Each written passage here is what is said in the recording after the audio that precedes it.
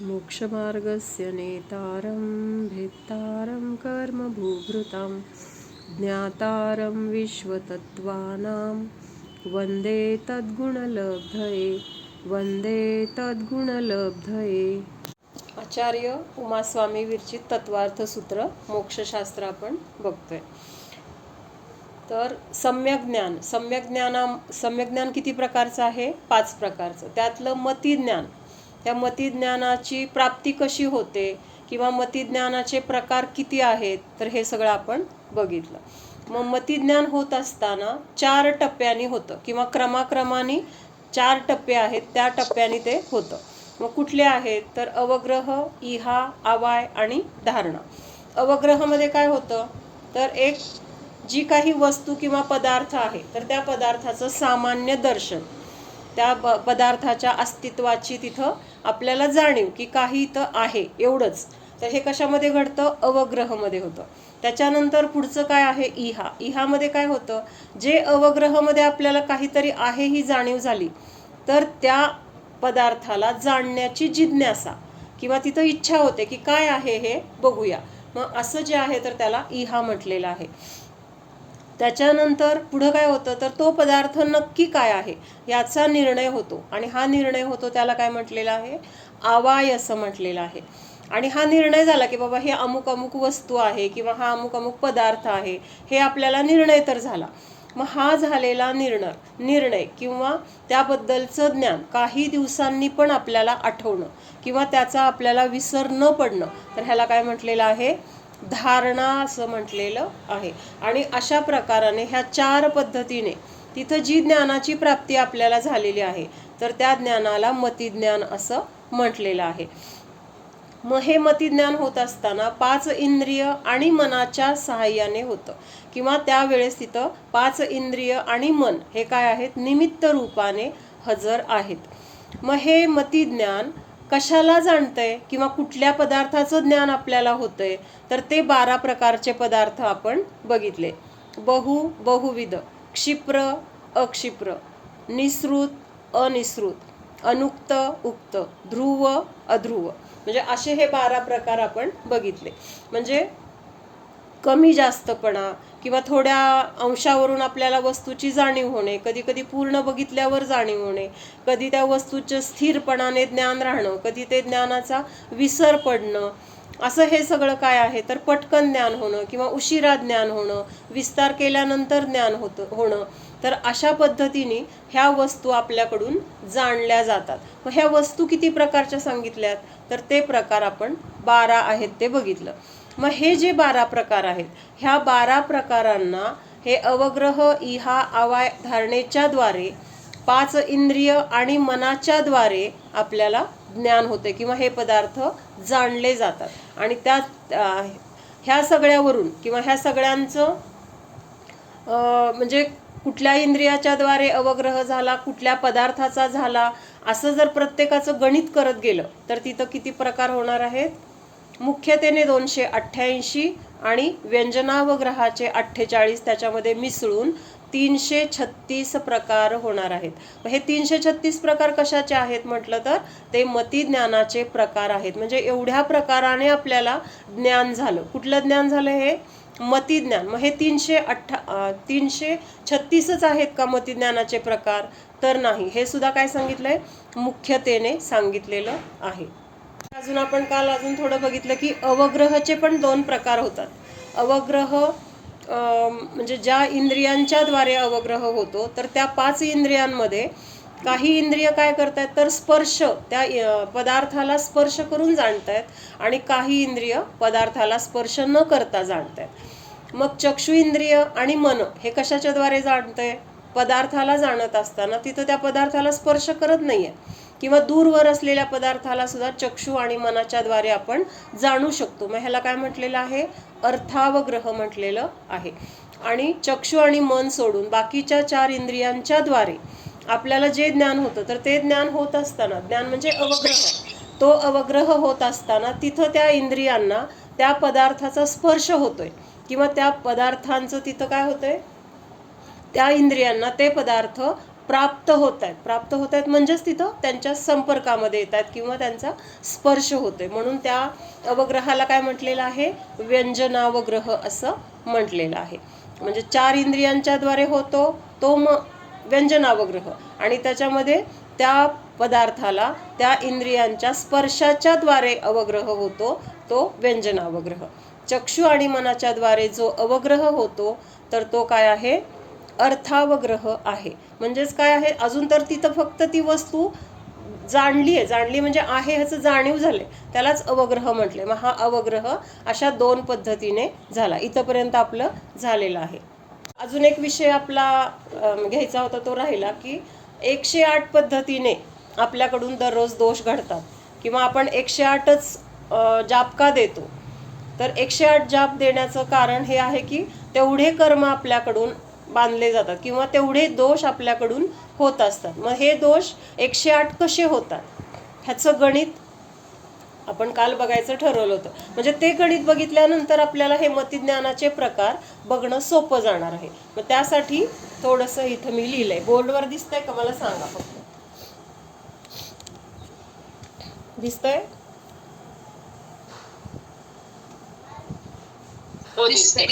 दिसतंय. हा, क्लिअर दिसतंय सगळ्यांना? एक मिनिट.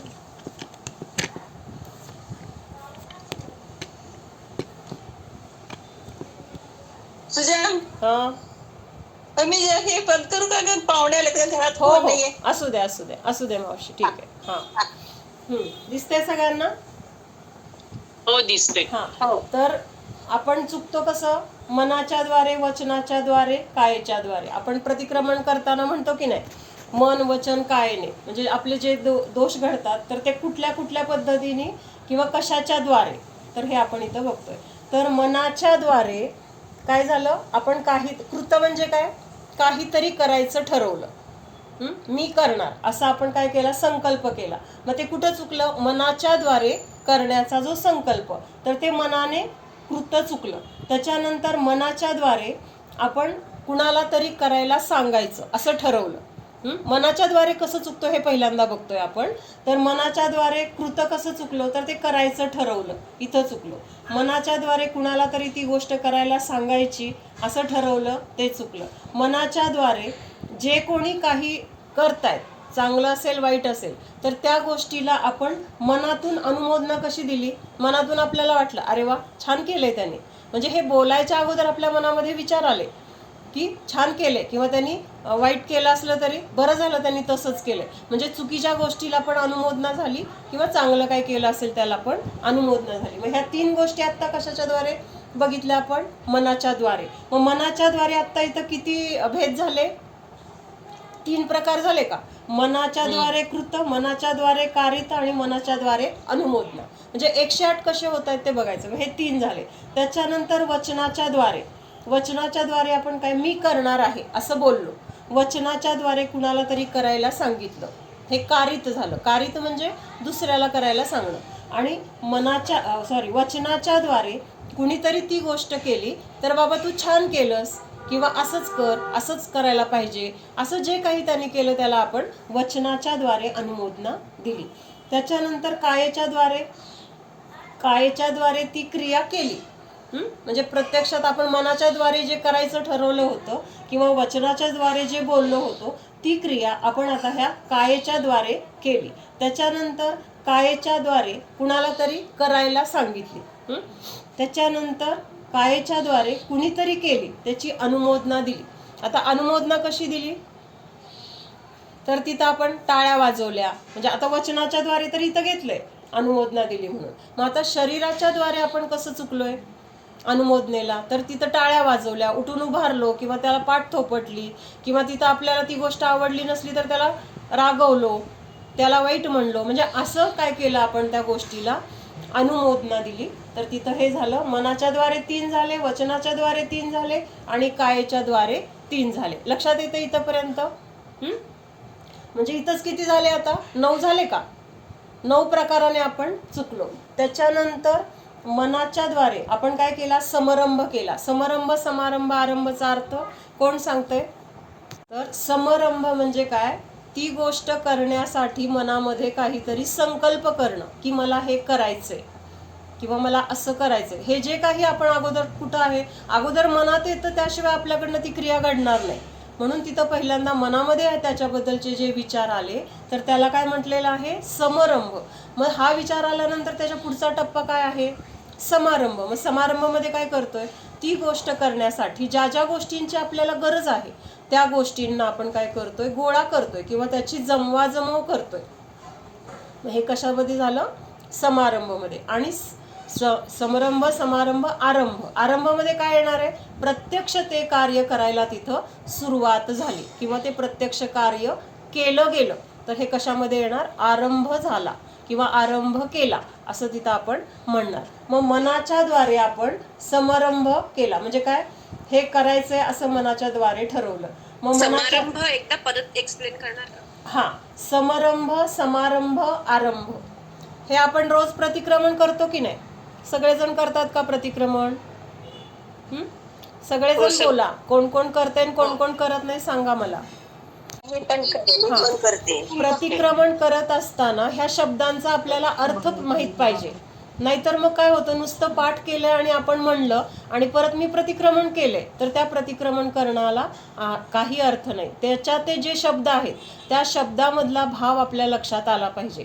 आणि हा भाव लक्षात आला ना की आपले परिणाम आपोआप तिथं काय होतात, विशुद्ध होतात किंवा त्या झालेल्या गोष्टींचा पश्चाताप ॲटोमॅटिक होतो आणि त्या आपल्या झालेल्या दोषातून आपली काय होते, मग निर्जरा होते किंवा त्याचे दोष कमी होतात. म्हणून तिथं भाव प्रतिक्रमण म्हटलेलं आहे, नुसतं प्रतिक्रमण नाहीये. त्या प्रतिक्रमणामध्ये जर आपले भाव जोडले गेलेले असतील तर ते प्रतिक्रमण म्हटलं जाणार आहे. मग आपण रोज म्हणत असताना हे शब्द आपल्या तोंडात येतात त्यावेळेस त्या पद्धतीने माझ्याकडून चूक झालेली आहे किंवा अशा पद्धतीने मी चुकलेले आहे हे आपल्याला तिथं लक्षात आलं पाहिजे. मग काय केलं आपण, मनाच्या द्वारे समारंभ केला म्हणजे मनामध्ये काही करायचं ठरवलं. त्याच्यानंतर त्याच्या पुढे समारंभ कसा केला मनामध्ये, मग ही वस्तू पाहिजे, ती आहे का, ती आणायला सांगायची आहे, हे सगळं पण कुठं चाललंय, अजून मनामध्येच. मग त्याला पण काय म्हटलं, मनामधला समारंभ किंवा मनाच्या द्वारे समारंभ. त्याच्यानंतर तिसरं आहे आरंभ. आता सगळ्या वस्तू तर समजा गोळा झालेल्या आहेत किंवा करायचं ठरलेलं आहे. मग आता असं करायचंय, हे झाल्यानंतर ते काम करायचंय किंवा त्याच्या अगोदर असं करायचंय, असं केलं म्हणजे ती गोष्ट छान होती, असं मनामध्ये पण आपण ती गोष्ट करतोय. अशा काय केल्या, तिथं कल्पना केल्या आणि त्याला काय म्हटलंय, मनाच्या द्वारे आरंभ झाला. म्हणजे इथं मनाच्या द्वारे परत 3 क्रिया झाल्या, समारंभ समारंभ आरंभ. त्याच्यानंतर वचनाच्या द्वारे समारंभ म्हणजे मी असं करायचं ठरवलंय, काय मला हे करायचंय, हे झालं वचनाच्या द्वारे समारंभ. मग तिथं सांगितलं, अरे हे सामान घेऊन या, तेवढं मला पाहिजे, किंवा कुणाला तर सांगितलं ही तयारी करून ठेव, किचनमध्ये हे काढून ठेव किंवा हे करून घे, असं आपण तिथं वचनाच्या द्वारे पण त्या गोष्टीबद्दल बोललो. त्याच्यानंतर वचनाच्या द्वारे आरंभ कसा सुरू केला, चला मला हे करायचंय, मी हे करायला सुरुवात करते किंवा सुरुवात केली म्हणून सांगतोय, त्याच्याबद्दल बोलतोय, तर ते काय झालं, वचनाच्या द्वारे आरंभ. आता कायेच्या द्वारे समारंभ कसा होणार, कायेच्या द्वारे कसा होणार, कार्य करायला सुरू करणार. मग ते आरंभ मध्ये येणार ना. काय सुरुवात करायला तिथं, चला आता हे करायचंय मला म्हणून ते कार्य करण्याच्या तिथं शरीराने जाऊन थांबलो, म्हणजे अजून सुरुवात नाही झाली पण तिथं त्या गोष्टीच्या जवळ जाऊन आपण तिथं आता करायचंय, आरंभाला सुरुवात करायची असं मनामध्ये करून तिथं त्या शरीराच्या द्वारे म्हणजे तिथं जाऊन आपण त्या गोष्टीच्या तिथं गेलो किंवा ते काम करण्याच्या तिथं जाऊन थांबलो वगैरे, तर ते झालं समारंभ. मग कायेच्या द्वारे समारंभ कसं होणार, तर वचनाची क्रिया कशाची आहे, शरीराचीच क्रिया आहे. वचन म्हणजे बोलतोय म्हणजे शरीराच्याच द्वारे आहे ना, इंद्रिय शरीरच आहे. मग त्यामुळे तिथं वचनाच्या द्वारे जे काही बोलतोय, मला असं करायचंय, हे पाहिजे, ते घेऊन ये, हे सांगणं, हे पण वचनाच्या द्वारे समारंभ. सॉरी, आपण कायेचं बघतोय ना. कायेच्या सांगितलंय, आरंभ म्हटले पहिलं सांगितलं परत. हा नाही बरोबर आहे. कायेच्या द्वारे समारंभ कसं, तर तिथं आपण ते बोलतोय, हे पाहिजे, ते पाहिजे किंवा आणायला सांगतोय असं काहीतरी, किंवा आपण स्वतः सामान गोळा करतोय, हे डब्यातनं काढून घेतलं किंवा भांडे घेऊन आलो किंवा अजून काय पाहिजे ते घेतलं, मोळून घेतलं किंवा काय असेल चाळून घेतलं, तर हे सगळं कायेच्या द्वारे समारंभ झाला. आणि कायेच्या द्वारे आरंभ, प्रत्यक्षात ती गोष्ट करायला सुरुवात केली आणि प्रत्यक्षात ती गोष्ट करून पूर्ण केली, तर हे काय झालं, आरंभ झाला. म्हणजे आता इथं कायेच्या द्वारे पण आपण 3 प्रकारांनी चुकलो. म्हणजे इथं 3 3 3 3 9 झाले, इथं 3 3 3 9 झाले. त्याच्यानंतर मनाच्या द्वारे आपल्याला काय झालं, तिथं पहिल्यांदा आपल्याला एखादी गोष्ट मनाविरुद्ध घडली तर तेव्हा आपल्याला राग येतो. पहिल्यांदा आपल्या मनामध्येच येतो की नाही, मनातच आपल्याला चीड येते की नाही. मग तिथं मनामध्ये आपल्याला तिथं जो काही राग उत्पन्न झालाय किंवा क्रोध उत्पन्न झालाय, तर तो मनाच्या द्वारे क्रोध, किंवा मनामध्ये आपल्याला मान कशाय झाला, मला कुणी बोलवलंच नाही, माझ्याशी कोणी नीट बोललंच नाही, माझा अपमान केला किंवा माझं खूप कौतुक केलं, त्याच्यामध्ये मोठेपणा मानला. म्हणजे हे सगळं कुठं केलंय आपण, मनामध्ये त्या गोष्टीमध्ये आपण मोठेपणा तरी मानतोय किंवा स्वतःला हीनपणा तरी मानतोय. मग हे झालं मनामध्ये मान कशाय. माया कशायत कसं केला, तर मनामध्ये आपण ठरवलं असं सांगितलं तर आपलं काम होणार नाही, तर ती गोष्ट आपण लपवून ठेवू किंवा ती गोष्ट सांगायला नको. आता ह्या सगळ्या गोष्टी सगळ्यांना व्यवहारातल्या माहीत आहेत. काही गोष्टी आपण सांगतो, काही गोष्टी आपण सांगत नाही, किंवा कुठं सांगायचं, कुठं थांबायचं, काय सांगायचं, काय नाही सांगायचं. एखादी गोष्ट नसलेली पण सांगतो आणि एखादी गोष्ट असलेली पण सांगत नाही. तिथं आपला काहीतरी स्वार्थ असेल तर त्यासाठी आपण तिथं म्हणजे काय करतो, तर मायाचारी करतो किंवा जे आहे ते लपवून ठेवतो. मनात एक, वचनात एक आणि कायेमध्ये एक असं तिथं असतं. तेव्हा तिथं काय म्हटलेलं आहे, मनामध्ये असे विचार येणं त्याला मायाचार किंवा माया कशाय म्हटलेलं आहे. त्याच्यानंतर मनाच्या द्वारे, मनामध्ये एखाद्या गोष्टीबद्दल आपल्याला इच्छा झाली की मला ही गोष्ट असावी, मग ती मिळवण्यासाठी मला काय करायचे, प्रयत्न करायचे किंवा ती गोष्ट मला असावी असं त्या गोष्टी मिळवण्यासाठी मला मग प्रयत्न करायचे. मग त्या गोष्टीबद्दल मनामध्ये जी आसक्ती किंवा त्या गोष्टीची इच्छा मनामध्ये उत्पन्न झाली, म्हणजेच काय झालं, त्या गोष्टीचा लोभ पहिल्यांदा कुठं आहे, मनामध्ये आलेला आहे किंवा तिथं इच्छा मनामध्ये उत्पन्न झाली आहे. त्या गोष्टीबद्दलचं आसक्ती, प्रेम किंवा त्याबद्दल ओढ असं कुठं झालं, तर त्याला काय म्हटलेलं आहे, मनाच्या द्वारे लोभ झाला. वचनाच्या द्वारे क्रोध मध्ये काय येणार, तर हे सोपं आहे, तुम्ही सांगा. वचनाच्या द्वारे क्रोध म्हणजे वेडं बोलणं किंवा कोणी शिव्या शाप देतात, हा बरोबर, भांडतात, रागवणं, चिडणं, असंच केलं तसंच केलं, भांडणं, एकमेकाला दोष देणं, हे सगळं काय आहे, वचनाच्या द्वारे क्रोध झाला. तर वचनाच्या द्वारे मान कसा येणार, मान कशाय कसा करतो वचनाच्या द्वारे, माझ्यामुळे झालं, मी केले हे काम. म्हणजे मी किती श्रेष्ठ आहे, मी करून दाखवलं, मी नसते तर झालंच नसतं, किंवा तू केल्यामुळं ते चुकलं. म्हणजे तिथं त्याला आपण दुसऱ्याला जर आपण असं त्याची चूक दाखवून त्याला कमीपणा करत असेल, तर तो सुद्धा आपला मान कशाय आहे. म्हणजे स्वतःला तिथं न कळत आपण स्वतःला श्रेष्ठ समजतोय आणि तिथं त्या दुसऱ्या व्यक्तीला हीन समजतोय, तुला जमतच नाही. ह्याचा अर्थ काय होतो, मला जमतं, तुला जमत नाही. मला जमतं हे आपण उच्चार नाही केला, पण तुला जमतच नाही किंवा तुला येतच नाही असं जेव्हा आपण म्हणत असतो, त्याची दुसरी बाजू आहे की म्हणजे मला येतंय आणि असं वाटणं किंवा असं म्हणणं, हे मान कशाय आहे. मग हे वचनातून आपण असा मान कशाय झाला, म्हणजे चुकलो. त्याच्यानंतर वचनाच्या द्वारे लोभ कसा केला, मला ती गोष्ट फार आवडली, आता मला जाऊन ती आणायचीच आहे, काही करून मला आणायचीच आहे, ती गोष्ट मिळत नाही तोपर्यंत मला काही चैन पडणार नाही, असं त्या गोष्टीबद्दल सतत बोलणं किंवा त्या गोष्टीचंच तिथं काय करणं, चर्चा करणं, तर हे वचनाच्या द्वारे लोभ झाला.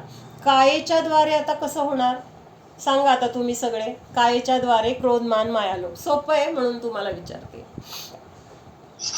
मुलांवर हात उगारणे, बरोबर. हा, अजून क्रोधामध्ये भरपूर काय काय येतं बरं का, फक्त मारणं किंवा हेच येत नाही, म्हणजे शरीराच्या द्वारे अजून बरंच काय काय येतं. काय अजून करणे, रागाने ते वस्तू घेऊनच यायची, आवडले नसतो जाऊन. हा, अजून आदळपट करणे, रागाला एक एक जण सांगा, प्रत्येकाला वेगळं वेगळं सुचणार आहे, त्यामुळे सगळ्यांना सगळ्यांचे विचार पण कळतील. सांगा. आपलं काम नाही झालं की चिडचिड करणे, हा, चिडचिड करणे. अजून काही झालं तर जाऊन गप्प बसणे, रागाने जाऊन गप्प बसणे, रुसून बसणे म्हण ग. अडचण पण आहे.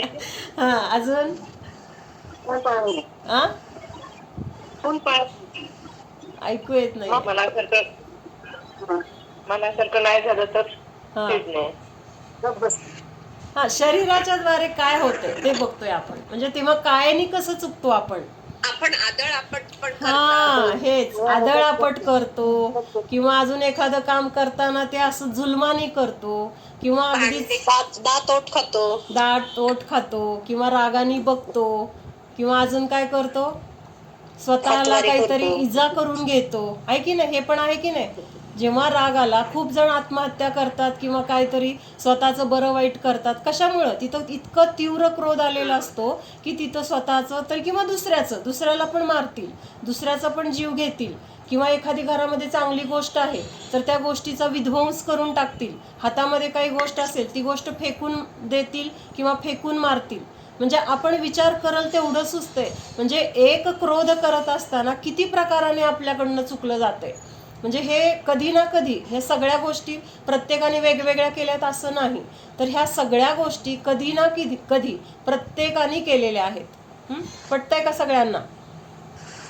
नाही, ती एखाद्याला रुसून बसायची सवय असते, एखाद्याला आदळआपट करायची सवय असते. मग त्या आदळआपट करणारा म्हणतो मला नाही वर रुसायची सवय, ती रुसूनच बसते. रुसून बसणारी काय म्हणते, मला नाही आदळआपट करायची सवय. म्हणजे दुसऱ्याला एकमेकाला आपण म्हणतो, पण आपण पण कुठल्या तरी प्रकाराने चुकतोय, किंवा तो प्रकार वेगळा आहे, हा प्रकार वेगळा असला, कधी ना कधी आपण पण त्या गोष्टी कुठल्या ना कुठल्या भावामध्ये केलेल्याच आहेत. म्हणजे हे प्रतिक्रमण करताना ह्या गोष्टींचं आपल्याला ह्या सगळ्या माहिती असतील तर आपलं प्रतिक्रमण इतकं छान होईल ना की बस, मागचे सगळे दोष आपले काय होणार आहेत, नष्ट होणार आहेत. म्हणून प्रत्येक शब्दाचं भावभासन होणं गरजेचं आहे.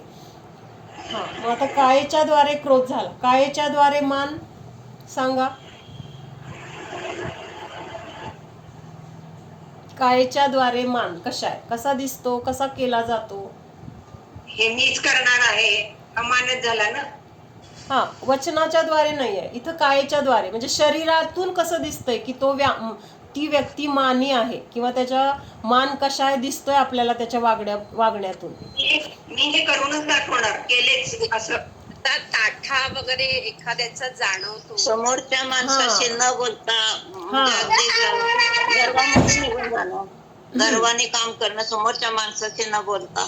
विनय नाही करायचं समोरच्या माणसाचं. हा, म्हणजे दुसऱ्याला मान हे द्यायचा नाही, किंवा त्यांचं आदरातिथ्य करायचं नाही, किंवा असून पण त्यांचं दुर्लक्ष करायचं, त्यांना विचारपूस करायची नाही आपल्या घरी आले तरी. किंवा अजून दुसरं म्हणजे चालताना असं छाती काढून चालायचं, आहे की नाही? म्हणजे असं इतकं की ह्या माझ्यासारखं कोणी नाहीच असं. किंवा एखादी गोष्ट आणली तर ती बघा, म्हणजे त्या डोळ्यातून पण ते भाव व्यक्त होत असतात की माझ्यासारखं कोणी नाही. हे काय व्यक्त होतं? मान कशाय व्यक्त होतो. आता मान कशाय म्हणजे फक्त मोठेपणा असेल तरच मान कशाय म्हटलंय का? म्हणजे मी मोठा, मी केलं, मला येतं, माझ्याकडं रूप आहे, माझ्याकडं पैसा आहे, माझ्याकडं ज्ञान आहे, असं सगळं वाटणं, म्हणजे त्या गोष्टींच्या मुळं तो मोठा मानतोय स्वतःला. मग एवढाच मान कशाय आहे का? आपल्याला कमीपणा घेणे हा सुद्धा एक प्रकार. बरोबर. हा, म्हणजे विनय पण नाही तर दाखवणे, विनय न दाखवणे. हा, बरोबर आहे, विनय न दाखवणे. म्हणजेच आपण जर स्वतःला कमी समजत असेल, स्वतःला हीन दिन, त्याच्याकडे खूप आहे बाबा, माझ्याकडे काहीच नाही आहे, त्याच्याकडं काय, त्याला सगळे नोकर चाकर आहेत, माझ्याकडं नाही, त्याच्याकडं गाडी आहे, माझ्याकडं नाही. म्हणजे तिथं स्वतःला जर आपण कमी लेखत असेल तर तो सुद्धा मान कशाय आहे. लक्षात येते का? म्हणजे फक्त स्वतःला मोठेपणाने मानणं, त्याच्यामध्येच मान कशाय नाही आहे. तर स्वतःला कमी लेखणं, दुसऱ्याला कमी लेखणं पण मान कशायच आहे, पण स्वतःला पण कमी लेखणं, स्वतःला पण हीन दिन समजणं, तर हे सुद्धा काय आहे, मान कशायच आहे. मग हे सगळ्या गोष्टी आपण कुठून मोजतोय?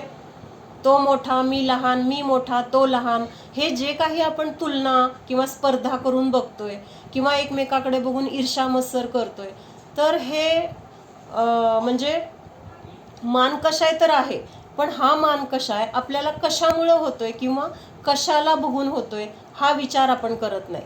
हा विचार जर केला ना तर आपल्याला मान कशा येणार नाही किंवा होणार नाही, किंवा जरी झाला तरी लगेच आपल्याला पश्चाताप होईल, अरे हे काय, मी कशामुळे स्वतःला मोठं समजतोय किंवा कशामुळे मी स्वतःला हीन समजतोय, हे तर माझं स्वरूप नाही आहे, असं आपल्याला लक्षात येईल. मग आत्ता माझा प्रश्न असा आहे की आपल्याला मान कशाय होतो, त्याचं कारण काय आहे, किंवा त्या वस्तूकडे किंवा त्या व्यक्तीकडे बघून आपल्याला मान कशाय होतो, म्हणजे आपण कशाकडे बघतो.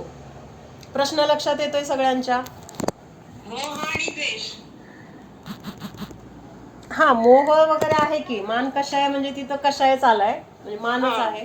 पण मला काय म्हणायचंय, मोहामुळे तर होतो, नाहीतर द्वेषामुळे तरी होतो ना मान. बर, मग आपण आपल्या स्वभावाला आठवण करत नाही, स्वभावाला जाणत नाही आपण आपल्या, आणि रागद्वेष करतो समोरच्यावर. मग बरोबर. आपण परवस्तूला जास्ती महत्व देतो आणि स्वतःच्या आत्म्याला स्वभावाला स्वभावाला न जाणता परवस्तूला पराला महत्व जास्ती देतो, म्हणून मग ते मान कशा उत्पन्न होतात. बर, आपण स्वतः काय आहे दुसऱ्यांची बघायची सवय जास्त देतो, दुसऱ्यांची बघण्याची सवय जास्त ठेवतो. अजून काय? तुम्ही सगळं बरोबर सांगताय, पण थोडंसं लांबचं सांगताय, मला थोडंसं जवळचं पाहिजे. म्हणजे बरोबर आहे तुमचं, चुकीचं कुणाचंच नाही आहे, पण अगदी जवळचं पाहिजे मला उत्तर, की आपल्याला मान कशाय का होतो, किंवा आपल्याला मान कशाय कशाला बघून होतो, किंवा आपण कशाला बघून मान कशाय करतोय. मग हिंता असेल किंवा तिथं मोठेपणा मानत असेल, दोन्ही गोष्टी आहेत, पण कशाकडे बघून होतोय हा माझा प्रश्न आहे. त्याला कमीपणा वाटतो.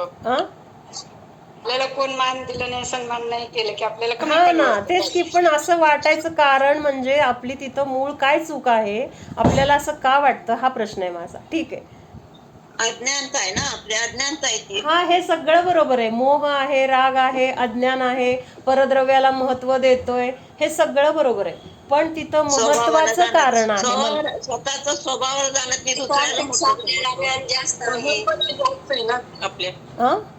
इतरांपेक्षा ज्ञान जास्त आहे, अहमपणाच का आहे. असू दे, ठीक आहे, तुमचं बरोबर आहे सगळ्यांचं, पण मला हे सांगायचं होतं की आपण प्राप्त पर्यायाकडे बघतो, ती पर्याय म्हणजेच आपलं काहीतरी संयोग जे काय असतील त्याला आपण काय करतोय, त्यालाच आपण आपलं समजतोय किंवा आपलं नाही समजतोय, किंवा स्वतःला ती पर्याय म्हणजेच मी असं समजतोय. आणि मग ह्या दोन पर्याय जेव्हा समोर दिसत आहेत, एखादी उच्च दिसत असेल, एखादी हलकी दिसत असेल, तर त्या पर्यायाकडे बघून आपण काय म्हणतोय की हा मोठा आहे, माझ्याकडे ही गोष्ट नाही आहे म्हणून मी हलका आहे, किंवा माझ्याकडे ही गोष्ट आहे म्हणून मी खूप मोठा आहे, त्याच्याकडे ती गोष्ट नाही आहे म्हणून तो हीन आहे, असं आपण बघतोय. ते पर्यायाला बघतोय, द्रव्याला बघतोय का.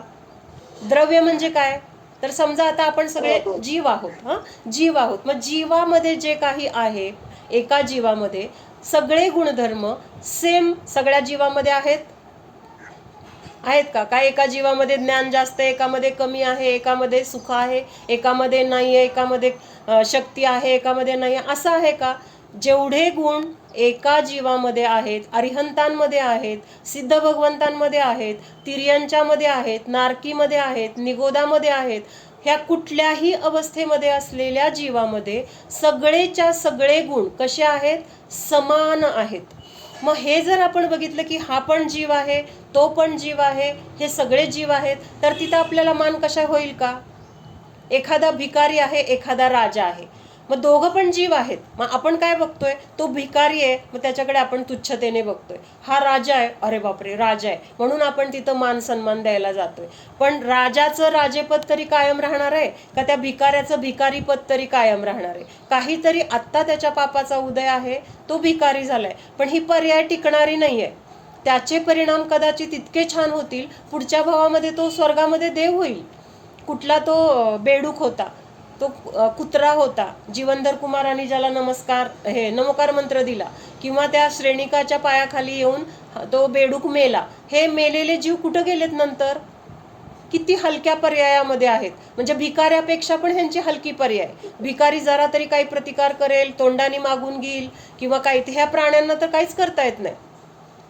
कुणी काय अन्याय केलाय ते गुपचूप सहन करतात. त्या कुत्र्याला इतकं मारलं की तो मरणासन्न झाला आणि तिथं त्याला त्या जीवनधर कुमारांनी फक्त नमोकार मंत्र दिला आणि तो नमोकार मंत्र त्यांनी अगदी अशा शांत परिणामाने ऐकला. म्हणजे तिथं वेदना किती असतील पण त्या परिणाम त्याचे तिथं इतके छान झालेत, विशुद्ध झालेत, शांत झालेत आणि त्या परिणामांच्या द्वारे त्याला काय मिळालेलं आहे? स्वर्ग मिळालेला आहे. म्हणून आत्ता कुठल्या पर्यायाकडे बघून आपण एखाद्याला हीन किंवा एखाद्याला उच्च, स्वतःला हीन किंवा स्वतःला उच्च जर समजत असेल तर आपल्याला हा मान कशा का होतोय त्या पर्यायाकडे बघतोय. त्याच्यामध्ये असलेलं जे ओरिजिनल द्रव्य आहे ते द्रव्य आपण बघत नाही. मग सिद्ध भगवंतांचा जीव असेल किंवा निगोदातला जीव असेल, दोन्ही जीव कसे आहेत? द्रव्य रूपाने समान आहेत. मग आपल्याला द्रव्य महत्वाचं आहे का पर्याय महत्वाची आहे? कुठली गोष्ट महत्वाची आहे? द्रव्य महत्वाचे, कारण पर्याय तर क्षणिक आहे, नष्ट होणार आहे. आता तो ब्रह्मदत्त चक्रवर्ती 6 खंडाचा अधिपती, 96,000 राण्या, इतकं सगळं, हत्ती घोडे, सगळं उत्कृष्ट वैभव, 14 नवनिधी, काय ते नवनिधी, 14 रत्न, ह्या सगळ्यांचा तो मालक. पण मेल्यानंतर कुठं गेला तो? ज्या क्षणी त्याचं मरण झालं त्या क्षणी त्याचं चक्रवर्ती पद नष्ट झालं आणि तो 7व्या नरकामध्ये जाऊन, आता तिथं त्याला कोण चक्रवर्ती म्हणतंय का? त्याला राजा म्हणतंय का? त्याला कोणी तिथं त्याची सेवा करायला आहे? इथं चक्रवर्ती असताना सगळे तिथं आहेत, त्याचे हजर आहेत. काय त्याचं म्हणायचा अवकाश, त्याचं सगळं पाहिजे ते तिथं पुरवायला तयार आहेत. आता तिथं राहिली का त्याची ती अवस्था, ती पर्याय? म्हणजेच पर्याय क्षणिक आहे. पर्यायाकडे आपण बघितलं तर आपल्याला मग काय होतो? तिथं मान कशाय होतो.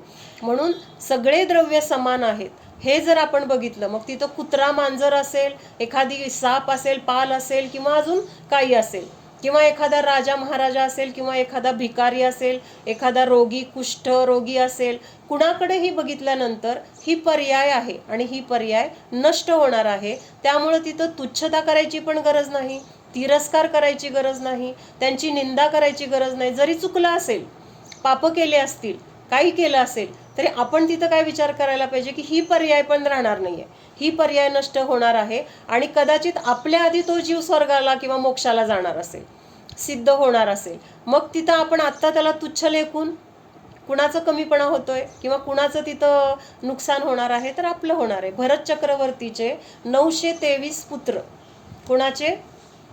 भरत चक्रवर्तीचे. कुठून आले होते ते?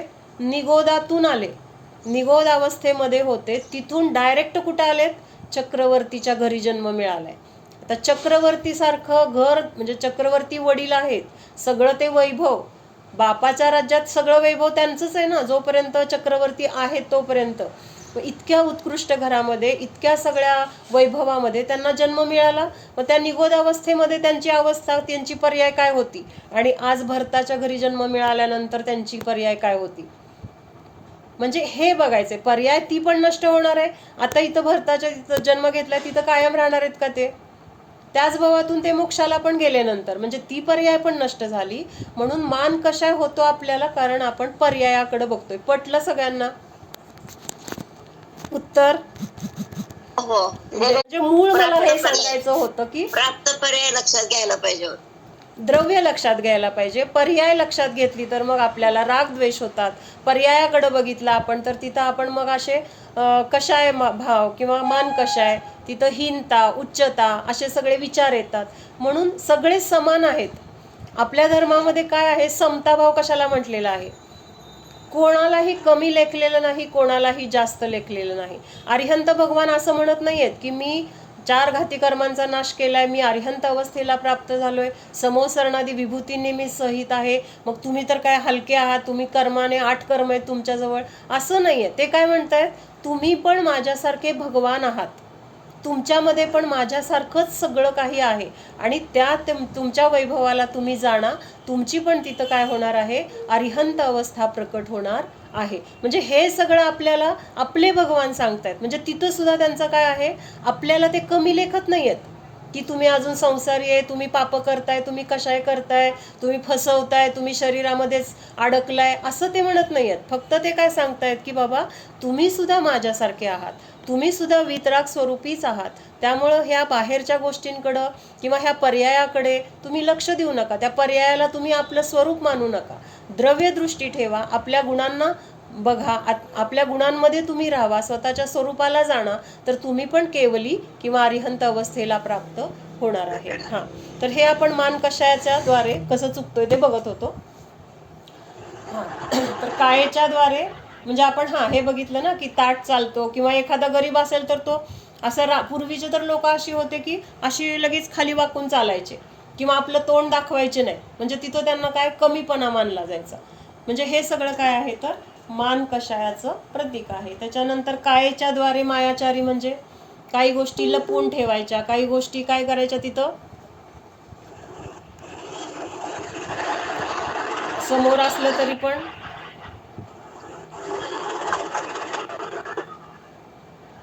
हा येतोय आवाज, कोणाचा तरी म्यूट नाहीये. लपवा छपवी करायची, किंवा फसवून दुसरीच वस्तू द्यायची, असं जे जे काही आपण शरीराच्या द्वारे, अगोदर ते मनातून तर मायाचारी आहेच, पण ती मग कृतीच्या द्वारे असं होतं. किंवा दाखवलेलं सांगितलेला असतो भाव एकाचा आणि द्यायचं नंतर हलकं, असं जे काही, किंवा मिसळामिसळ करून देणं, कमी देणं, हे सगळं काय आहे मायेच्या कायेच्या द्वारे मायाचारी. त्याच्यानंतर लोभ कसा होतो कायेच्या द्वारे, पहिल्यांदा क्रोध झालं ना, हे आपलं सगळं झालंच की. मग मनाच्या द्वारे क्रोध मान माया लोभ 4, वचनाच्या द्वारे क्रोध मान माया लोभ 4, आणि कायेच्या द्वारे क्रोध मान माया लोभ 4.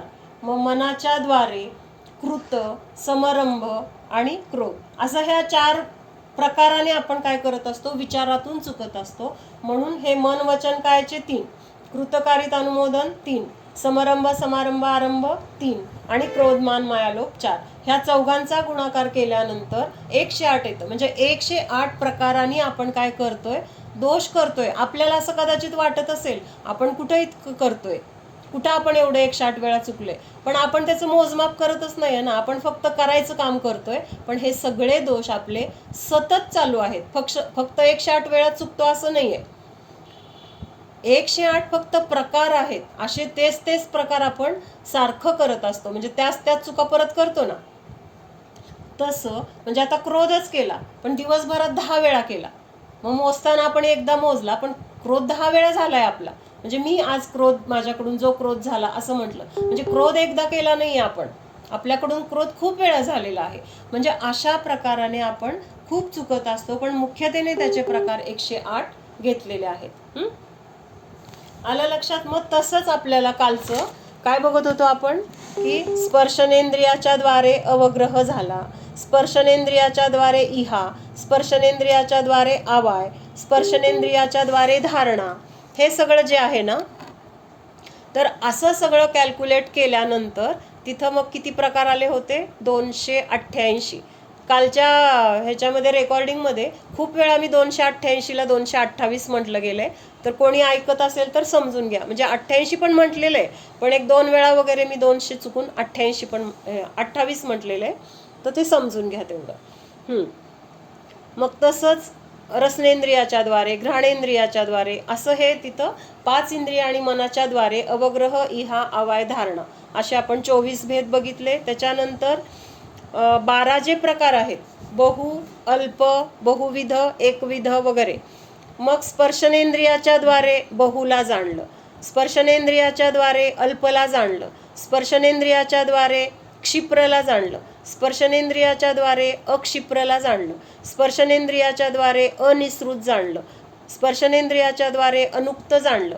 असं एक आत्ता जे बघतोय ना, तर असं प्रत्येक इंद्रियाच्या द्वारे अवग्रह आणि हे 12 प्रकार, प्रत्येक इंद्रियांच्या द्वारे इहा आणि हे 12 प्रकार, असं करून तिथं काय झालेलं आहे, हे 288 भेद आलेले आहेत.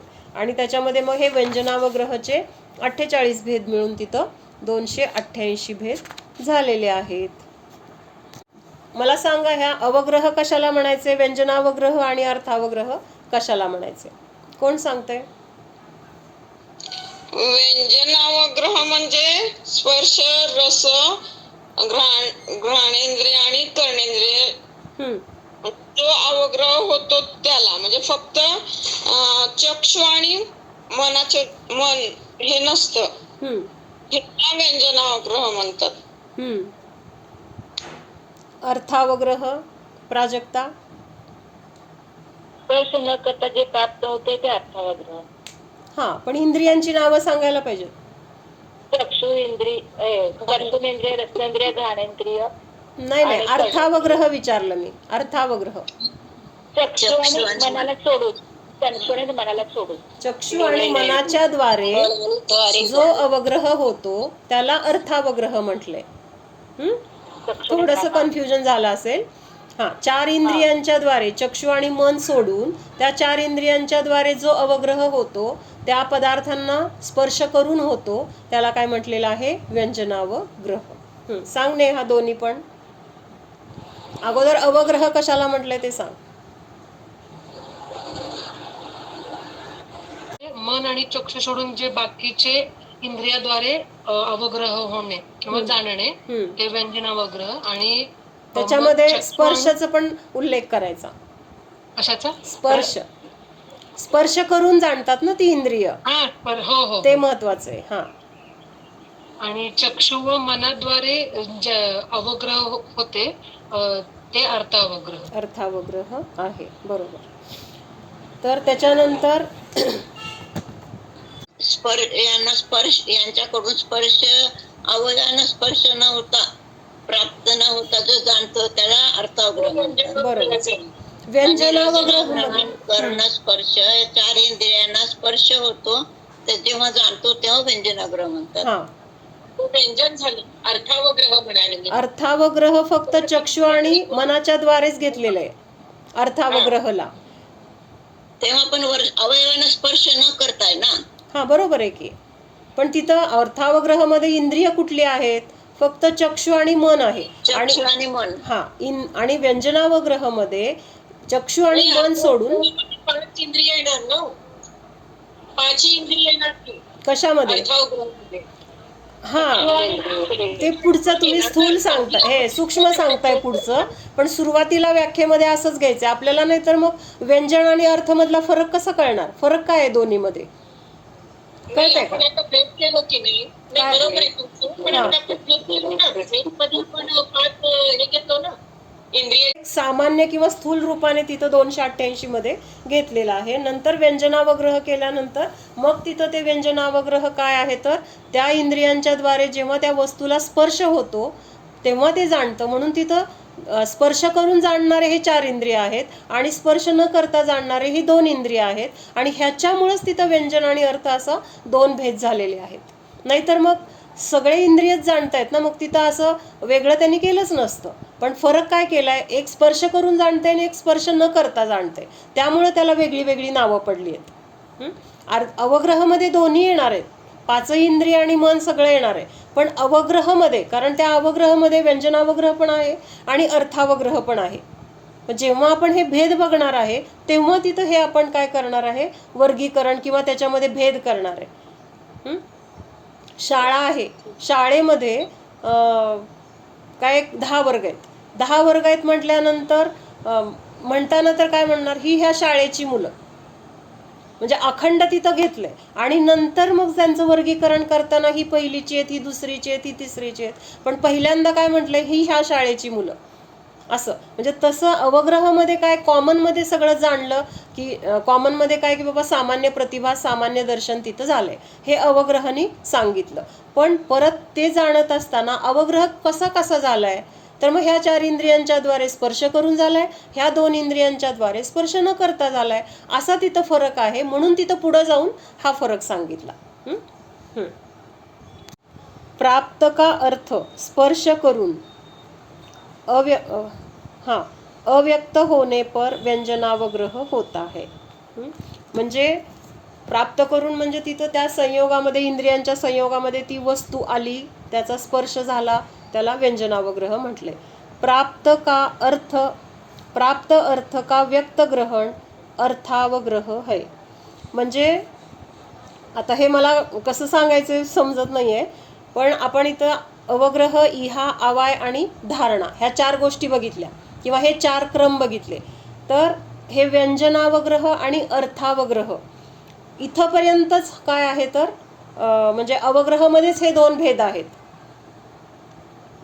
हां, तर पहिलं जे आहे ना व्यंजनावग्रह झाला किंवा अवग्रह झाला, त्याच्यानंतर पुढचं जे काही इहा आवाय धारणा वगैरे आहे तर ते सगळे अर्थावग्रहमध्ये येणार आहेत. असं तिथं म्हटलेलं आहे. म्हणजे आता हे फार खोलात मी पण जात नाही आणि फक्त इथं जे लिहिलंय तेवढं वाचून दाखवते. प्राप्त अर्थ का व्यक्त ग्रहण अर्थावग्रह है, अप्राप्त का ग्रहण अर्थावग्रह ही होता है, व्यक्त ही होता है. चक्षु और मन के द्वारा व्यंजनावग्रह नहीं होता. काय सांगितलंय? चक्षु और मन के द्वारा व्यंजनावग्रह नहीं होता म्हणजेच काय आहे? अर्थावग्रह होता है. होतात. हा बरोबर. जनरल झालं. हा जनरल झालं बरोबर. त्याच्यानंतर व्यंजनावग्रह जो होतो ना तो फक्त व्यक्त पदार्थाचा होतो. हा म्हणजे त्या चार इंद्रियांच्या द्वारे होतो. 4 इंद्रियाच्या द्वारे जातो. इंद्रिय आणि आपलं चक्षु आणि मन नाही आणि मनाच्या म्हणजे न चक्षुर इंद्रियमय म्हणून पुढचं ते येणार आहे. हा बरोबर. तर ते चक्षु आणि अनिंद्रिय म्हणजे मनाच्या द्वारे व्यंजनावग्रह होत नाही, म्हणून ते फक्त ते 4 जे आहेत ना ते 12 गुणिले 4 48 ते 288 मध्ये ऍड केलेत आणि ते तसे 336 झाले. हा बरोबर. म्हणजे सुरुवातीला कॉमन घेताना फक्त ते पूर्ण 6 ने मल्टिप्लाय करायचं 12ला, म्हणजे त्यांचं बरोबर आहे ते जे म्हणतात ना सुरुवातीला जो अवग्रह होतो ना तो पूर्ण सगळ्या इंद्रियांनी होतो बहुविध चित्रांनी, आणि फक्त व्यंजनाचा जो होतो अवग्रह तो इंद्रिय आणि चक्षुंद्रिय आणि मन सोडून सगळ्यांनी होतो. बरोबर. हाच विचार केला म्हणूनच मी म्हटलं. बरोबर. करेक्ट. हा म्हणजे पहिल्यांदा अगदी ते म्हणजे स्थूल रूपाने घेतले, नंतर सूक्ष्म करत गेलो. काल हा विषय झालता आपला थोडासा की हा थोडंसं पहिल्यांदा एक कॉमन मध्ये सांगितलं जातं आणि नंतर मग त्याच्यामध्ये आपण विस्ताराने बघत जातो असं. ठीक आहे. म्हणजे जे प्रकट जे पदार्थ असतात ना तेच फक्त चक्षु आणि मनाने जाणले जातात. अप्रकट पदार्थ जाणले जात नाहीत. अप्रकट पदार्थ स्पर्शाने जाणले जातात ना प्रत्येकाचे, पण डोळ्याला दिसण्यासाठी तो प्रकट पाहिजे, मनाने जाणण्यासाठी सुद्धा तो प्रकट झाला पाहिजे ना, नाहीतर आपण काय त्याच्याबद्दल थिंकिंग करणार. म्हणून ते त्याचं होत नाही, व्यंजनावग्रह होत नाही, कारण व्यंजनावग्रहामध्ये प्रकट पदार्थ नसतात, अव्यक्त असतात. ठीक आहे.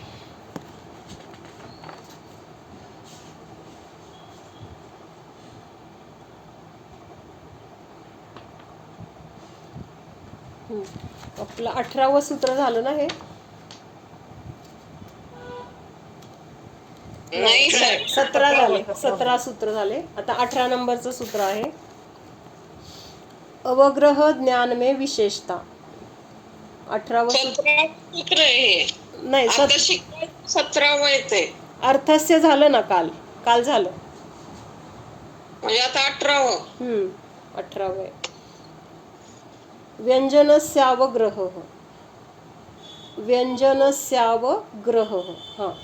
अप्रकट रूप शब्दादि पदार्थों का भाव अवग्रह ज्ञान होता है, इहादि 3 ज्ञान नहीं होते. काय सांगितलंय? अप्रकट. आता शब्द वगैरे दिसतात का आपल्याला? दिसत नाहीत.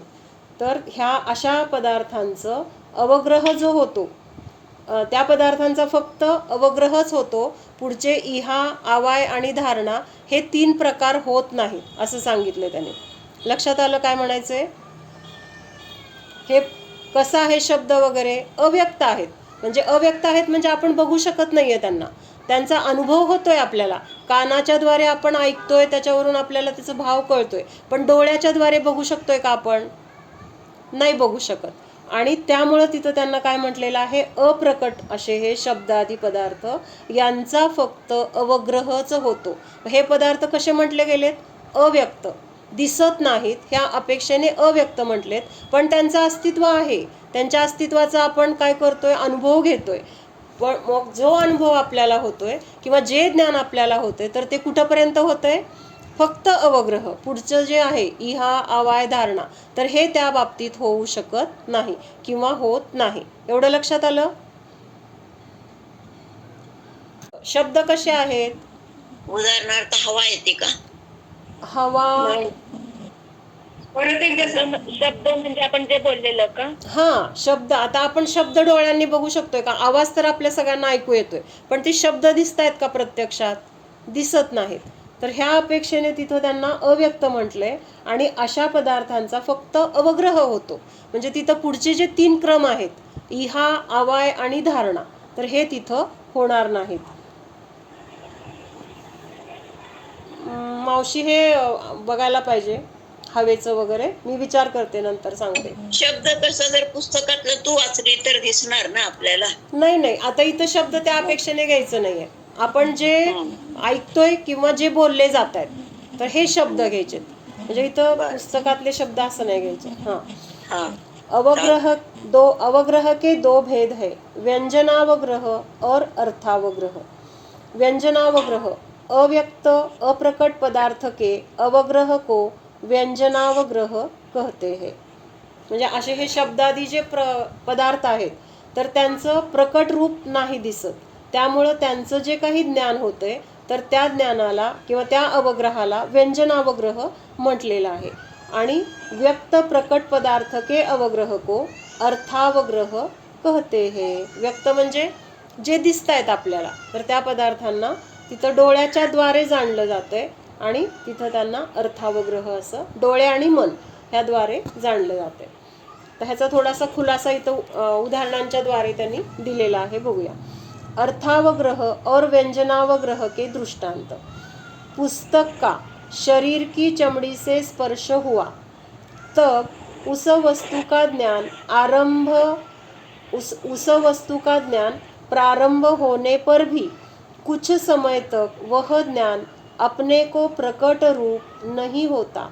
इसलिए जीव को उस पुस्तक का ज्ञान अप्रकट अव्यक्त होने से उस ज्ञान को व्यंजनावग्रह कहा जाता है. म्हणजे एखाद्या वस्तूचा स्पर्श झाला तर तिथं, म्हणजे आता इथं ती वस्तू आपल्याला डोळ्यांनी दिसतीये, तिथं डोळ्याचा विषय आता घ्यायचा नाहीये. त्या वस्तूचा जो स्पर्श आहे, म्हणजे स्पर्शनेंद्रियाच्या द्वारे आपण त्या वस्तूला जे जाणणार आहोत, तर ते जाणत असताना तिथं त्या पुस्तकाचा आपल्याला स्पर्श झाल्यानंतर सुद्धा लगेच काही वेळ आपल्याला ते जे काही आहे त्याचं ज्ञान लगेच होत नाही.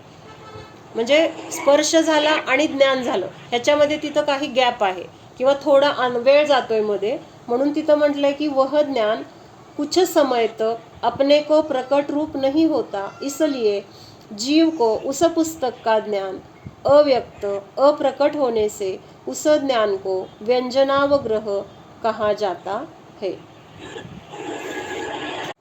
म्हणजे पुस्तक आहे का वही आहे हे लगेच लक्षात येत नाही आपल्याला, तसंच धरावं लागेल ना. म्हणजे अजून काहीतरी आहे असं समजेपर्यंत थोडासा मध्ये वेळ जातोय. असं स्पर्श झाला आणि लगेच ज्ञान झालं असं नाही, एवढंच तिथं म्हणायचंय. आणि त्यामुळे तिथं त्याला व्यंजनावग्रह म्हटलंय, कारण तिथं डोळ्याच्या द्वारे नाहीये, हे स्पर्शाच्या द्वारे होणारं ज्ञान आहे. आणि असं होणारं ज्ञान म्हणजे आता इथं अवग्रह म्हणायचंय मला. अवग्रह जो होतोय तर तो कसा आहे, अव्यक्त अप्रकट असल्यामुळं ह्या ज्ञानाला किंवा ह्याला व्यंजनावग्रह असं म्हटलेलं आहे. पुस्तक पर दृष्टि पड़ने पर पहले जो ज्ञान प्रकट होता है वह व्यक्त अथवा प्रकट पदार्थ का अर्थावग्रह कहलाता है. म्हणजे आता ह्या दोन्हीमध्ये आपण बघूया की एखाद्याला स्पर्श झाला म्हणजे त्याचं लक्ष नाही आहे, आणि म्हणजे आता आपण मागून येऊन कुणीतरी धक्का दिला म्हणा किंवा तिथं काहीतरी हात ठेवला, तर हात ठेवल्यानंतर ते हात ठेवलाय कुणीतरी हे आपल्याला समजेपर्यंत तिथं काही मध्ये आपल्या लक्षात येणार नाही, एवढा थोडा वेळ असेल तो, म्हणजे काही समय असतील, कुछ समय म्हटलंय त्यांनी. मग अगदी अल्प समय असेल, पण तेवढ्या अल्प समयामध्ये तिथं आपल्याला अवग्रह झालेला नाही. आणि हा अवग्रह झालेला नाही किंवा तिथं ते स्पर्शाच्या द्वारे अवग्रह होणार आहे. जेव्हा ते अवग्रह होईल तेव्हा या स्पर्शनेंद्रियाच्या द्वारे होणार आहे. मग ह्या अवग्रहाला तिथं काय म्हटलेलं आहे, व्यंजनावग्रह असं म्हटलेलं आहे. आणि आता चक्षुरेंद्रियाच्या द्वारे ते पुस्तक समोर दिसलं की पटकन काय झालं, तिथं पुस्तक आहे हे कळालं. तिथं बघितल्या तिथं आपल्याला डोळ्यांनी दिसलं की नाही, ते स्पर्शाच्या द्वारे जे ज्ञान झालं त्यावेळेस होणारा तिथं लागणारा वेळ आणि डोळ्याच्या द्वारे बघितल्यानंतर झालेलं ज्ञान तिथं लागणारा वेळ ह्याच्यामध्ये फरक आहे. चक्षु इंद्रियाच्या द्वारे लगेच आपल्याला तिथं ज्ञान झालंय आणि स्पर्शनेंद्रियाच्या द्वारे ज्ञान होताना मध्ये काही तिथं काय गेलेलं आहे, वेळ गेलेला आहे. म्हणून इथं काय म्हटलंय, पुस्तक पर दृष्टी पडने पर पहले जो ज्ञान प्रकट रूप होता है वह व्यक्त अथवा प्रकट पदार्थ का अवग्रह अर्थावग्रह कहलाता है. ठीक है. व्यंजनावग्रह चक्षु और मन के अतिरिक्त 4 इंद्रियों के द्वारा होता है. व्यंजनावग्रह के बाद ज्ञान प्रकट रूप होता है, उसे अर्थावग्रह कहते हैं. म्हणजे आता एक पॉइंट इथं लक्षात घ्या की 4 इंद्रियांच्या द्वारे आपल्याला व्यंजनावग्रह झाला. तिथपर्यंत काय म्हटलेलं आहे, अवग्रह जो झाला त्याला व्यंजनावग्रह म्हटलेलं आहे. पण व्यंजनावग्रह झाल्यानंतर आता तिथं पुढचं जे इहा, अवाय आणि धारणा हे जे ज्ञान होणार आहे, तर तिथं ते आता काय झालेलं आहे, त्याला अर्थावग्रह म्हणून तिथं पुढचं ज्ञान होणार आहे. व्यंजनावग्रह झाल्यानंतर तो पदार्थ व्यक्त झाला असं म्हटलेलं आहे. काय परत एकदा वाचते, लक्षात येते का बघा. व्यंजनावग्रह चक्षु और मन के अतिरिक्त 4 इंद्रियों के द्वारा होता है. व्यंजनावग्रह के बाद ज्ञान प्रकट रूप होता है. म्हणजे व्यंजनावग्रह झाल्यानंतर ज्ञान तिथं प्रकट झालं आणि त्या प्रकट झालेल्या ज्ञानाला कधी, व्यंजनावग्रह झाल्यानंतर तिथं जो अवग्रह झालाय म्हणजे व्यंजनावग्रह होऊन गेला आणि आता जे ज्ञान झालं त्याला तिथं काय म्हटलेलं आहे, अर्थावग्रह म्हटलेलं आहे. मग आता अर्थावग्रह नंतर तिथं पुढं इहा, अवाय, धारणा होणार आहेत. पण व्यंजनावग्रह तिथंच संपला. लक्षात येते का. म्हणून तिथं म्हटलंय की व्यंजनावग्रह मध्ये फक्त अवग्रह आहे, पुढचे इहा, अवाय, धारणा तिथं होत नाहीत. ते कुठं होणार आहेत, अर्थावग्रह मध्ये होणार आहेत. चक्षु और मन के द्वारा अर्थावग्रह ही होता है. ठीक आहे, बाकीचं उद्या बघू.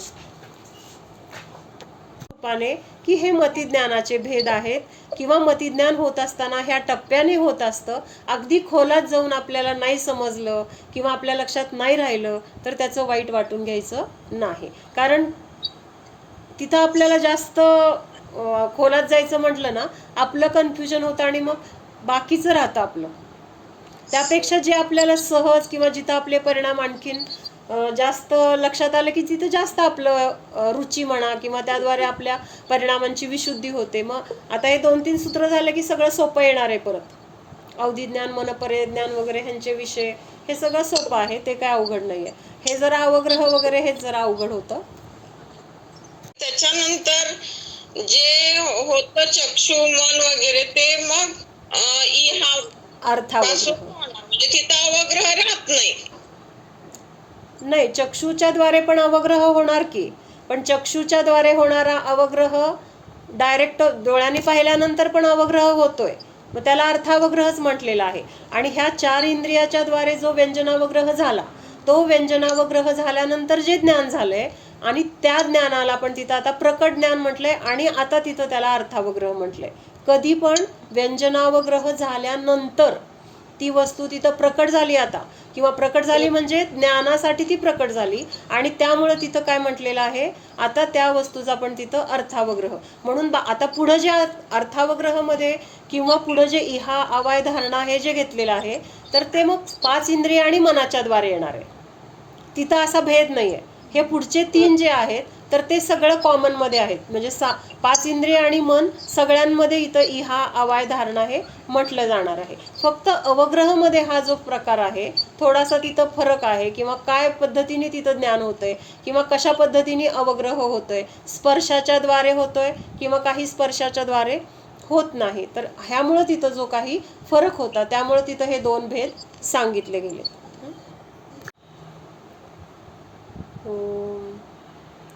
सावधान, जाणा हा मी शुद्ध जीव आहे, जाणणारा आहे, मात्र जाणत आहे. जाणणे सोडून मी अन्य काहीही करणारा नाहीच जाणार. हा मी जीव संयोगातील सर्व पदार्थांना, जीवांना मात्र जाणत आहे.